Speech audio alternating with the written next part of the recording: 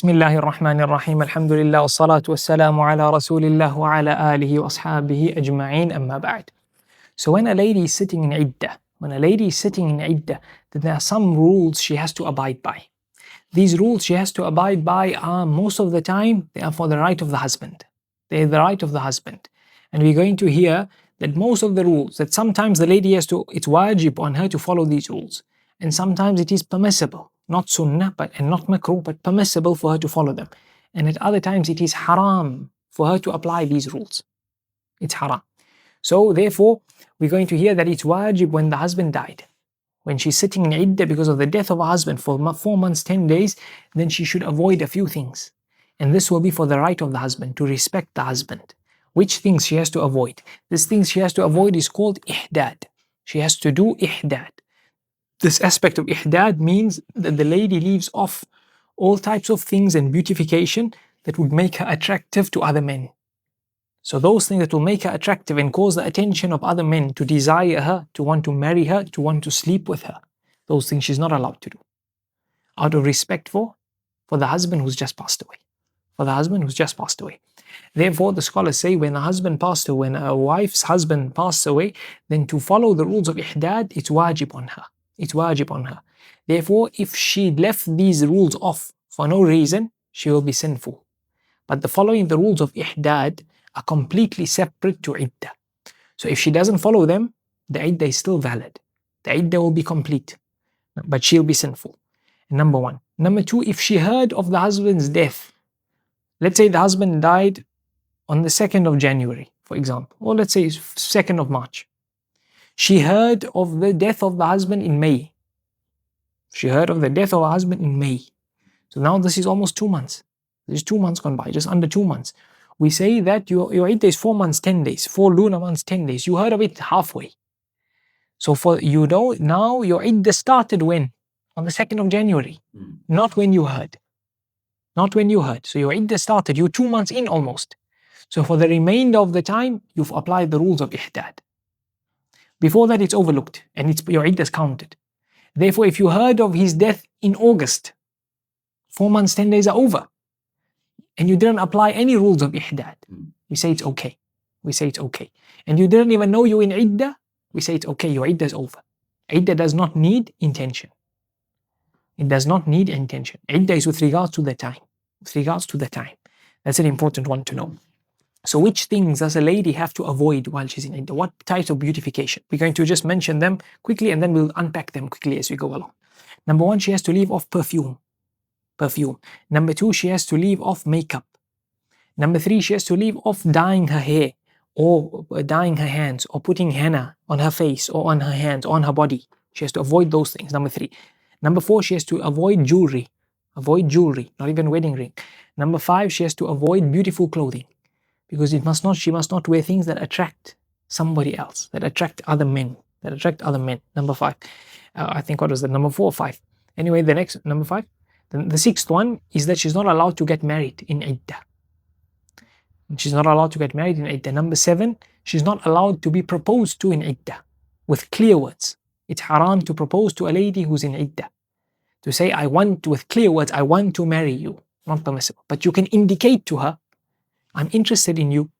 Give me a call, give me a shout. Let your brother come to me after your iddah, for example. Or I'll contact you after your iddah. But that's what she's allowed. And she's not allowed to reply to a person who proposed to her. She's not allowed to respond in clear words. All this for the right of the husband. She can't say, I will marry you. She can say, after my iddah is done, we can speak. I'm interested in something after my iddah. We can look into things after my iddah. And the last thing she's not allowed to do during iddah, and the lady whose husband passed away, is to leave the house. She has to stay in her house. So we'll come to the rules there now. So basically, when we say, let's break those things down, we said number 1 is perfume. So she's not allowed to wear perfume on her body. Whether any type of perfume, even if it's bakhur, she can't. But she can smell perfume, she can smell scents, that's permissible. But she can't use perfume on her body. Number 1. Number 2, the only perfume she's allowed to use is with regards to putting after her haid cycle, she does the ghusl and she wants to remove the smell of her blood, her haid blood. So she puts perfume there, that's permissible. That's permissible, number 1. Number 2, she's not even allowed to eat things that have perfume, like saffron. So she can't drink drinks like coffee that the remnants, the smell or taste of saffron is there. Or she can't eat things that have saffron, like certain rice dishes. Lady Nate dares to change her biryani recipe. No saffron. No saffron. Okay? Number one. Number two, she's allowed to, other than what we mentioned, she's allowed to do everything else. Everything else she's allowed to do. So therefore, can she shampoo her hair? The answer is yes, because as long as she uses shampoo or soaps that are not perfumed, if they are scented or flavored, that's permissible. She wants to use creams, permissible, as long as it's not perfumed. A scent is permissible, a perfume not permissible. Number one. Number two is makeup. She's not allowed to put any makeup. Included in makeup is the color contacts. Included in that is the acrylic nails. She's not allowed to put those things on. But she's allowed to use things that are not makeup, like skincare. She's allowed to use eye drops in her eyes, even if it will make her eye look like the whiteness or the blackness even more, to like enhance it. Permissible, because it's for medical reasons. So that's for makeup. Number three, she's also not allowed to put dye and henna and those things. She's not allowed to. Number three, she's not allowed to wear jewelry. Not any jewelry. She's not allowed to wear jewelry. Even, it would be safer even if it's not from gold or silver. So she leaves off. If the husband died and she's wearing bracelets or necklaces or rings, she removes it immediately. She removes it immediately. The only exception is to keep her earring holes open. She can wear earrings or something else if it's possible. Earrings, but try and not show it to men. Try and wear it at home in private, because the reason is not beautifying, but the reason is to keep the ear holes open so she doesn't have to re-pierce them. So that's with regards to jewelry. The last thing is the watch. The watch. If the watch is a watch for beautification, she can't wear it. But you get other types of watches that are not for beautification, like smart watches or health watches. These kind of watches that are not for beautification, they're for your phone and things like that, then it's permissible. So jewelry, not permissible for her to wear jewelry. Another thing, what did you say? Beautiful clothing. Clothing, she's not allowed to wear beautiful clothing. So what's clothing? So nice clothing, not a problem. Not a problem. But a clothing that's deemed beautiful, that she's not allowed to wear. She's not allowed to wear. And that would mean, according to the customs, what would be clothing that the lady will say, or the other ladies will say, wow, you're looking really nice, in terms of color, in terms of type. Whether it's the whole garment or just a portion of it. She's not allowed to wear that. She doesn't need to wear black. She can wear any color, even if it's white, even if the outfit is nice, but not an item of beauty. An item of beauty, even if it has decorations on it, it's permissible. But clothes that are deemed beautiful, that you'd wear out when you're going out or to functions, things like that, that's not permissible during Iddah. That's not permissible during Iddah.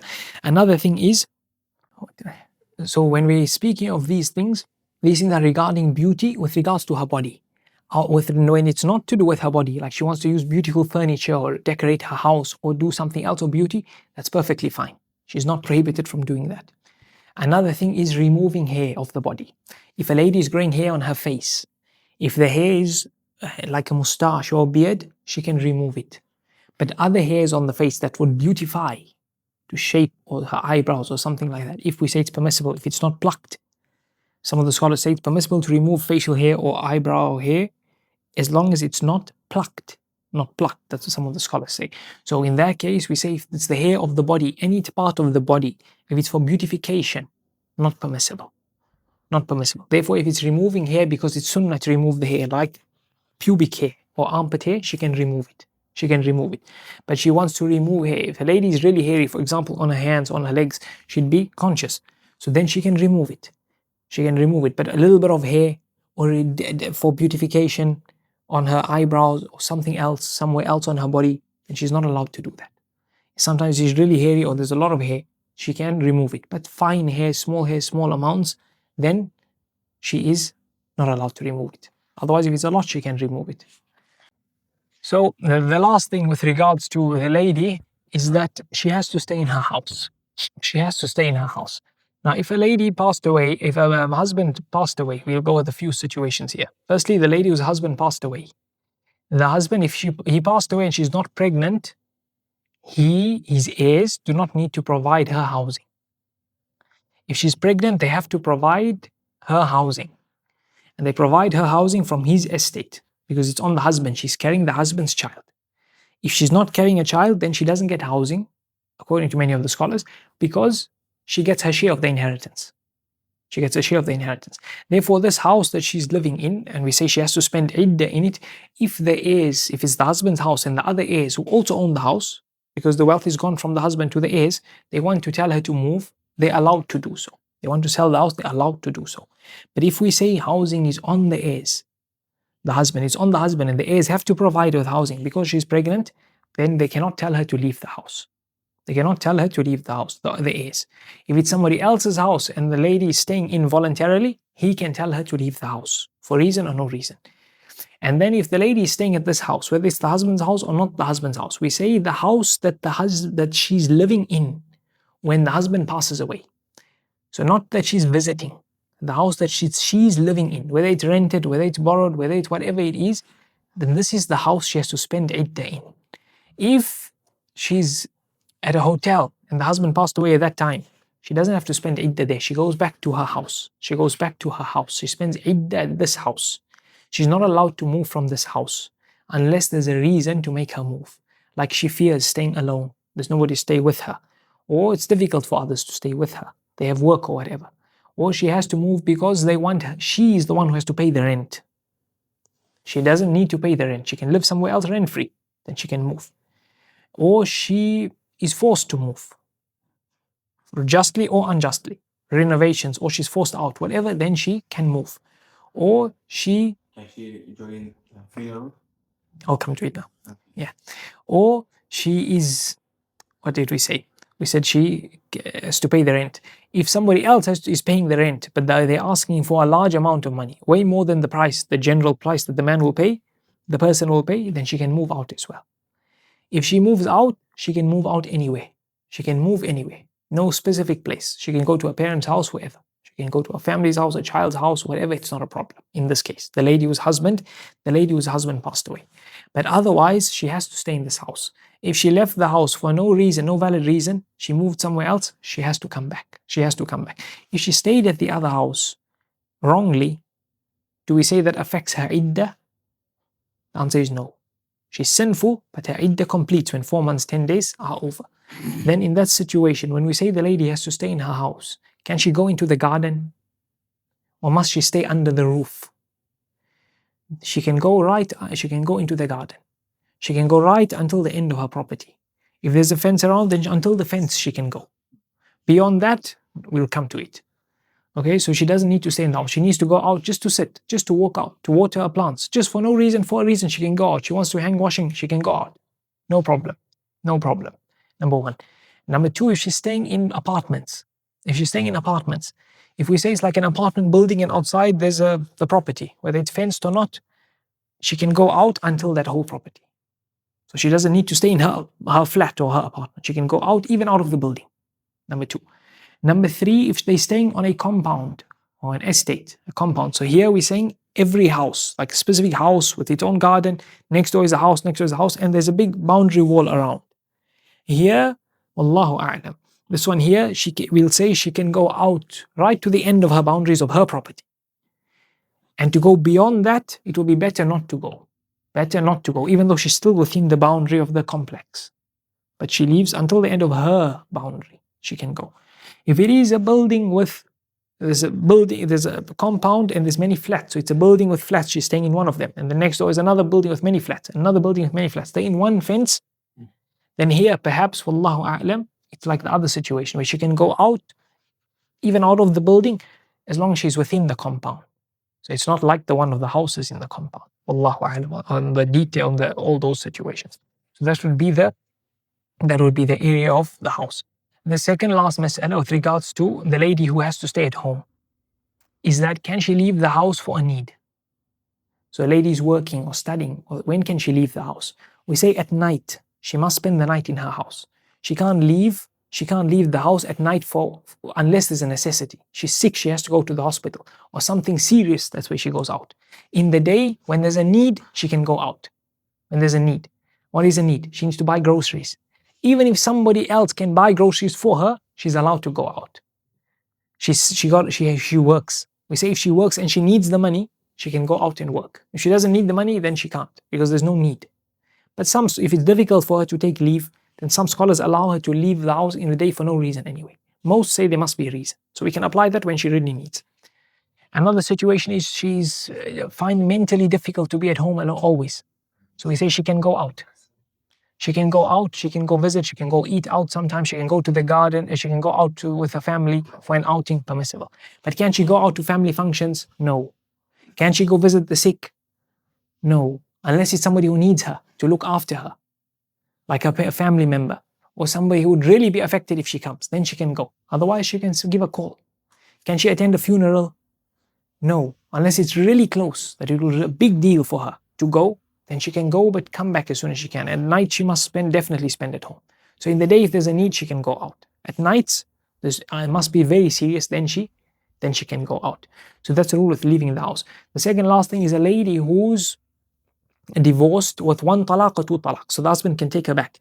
This lady, she also must stay at home just like the other one, just like the lady whose husband passed away.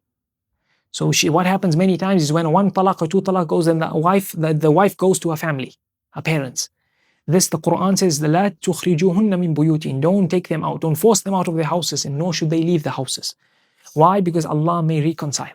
Even if they think there won't be reconciliation, even if they think there's no point, even if they agree on it, the wife staying in this house is the right of Allah. She's not allowed to. She is not allowed to unless there's harm, abuse, or something serious. Not just because they bicker, then you leave the right of Allah. It must be something serious, then she can move out. Then she can move out. The husband can't chase her out. But there is an opinion that would allow it. If the need must go to it, then there's another opinion says that this wife here is like a wife before talaq. So she can leave the house when the husband allows it, normal life, and the husband tells her move out, she can move out. But that's a very minority opinion. The second last situation is if a lady is in another type of iddah, will suffice with it's a type of 3 talaqs, or the khul, or the marriage has been annulled, then this lady, she doesn't apply any of these rules except one rule. And that is, she's not allowed to travel during the iddah. She can stay anywhere, in a safe place, anywhere, but she can't travel out. Even if she travels out in the day and is back at night, she's not allowed to. She must spend the iddah in her city. She's allowed to go out in the day as normal. At night she's allowed to go out as long as she sleeps at the house. If the husband wants her to stay at a specific place or in his house, then that's permissible. In his house, as long as she has her own separate section, cover that he won't see her, that's permissible, because if she has intercourse in this time, it may be the husband's child. So out of giving the husband the right there, then she stays in that, and she can stay where he wants her to stay. That's some of the main masail with regards to a lady what the rules she has to apply in iddah. I think we've covered it decently. We ask Allah Azza wa Jalla to teach us, that which benefit us, and benefit us with that which teaches us. Wa sallallahu wa sallam wa baraka ala nabiyyina Muhammad wa ala alihi wa ashabihi ajma'in, walhamdulillahi rabbil alamin.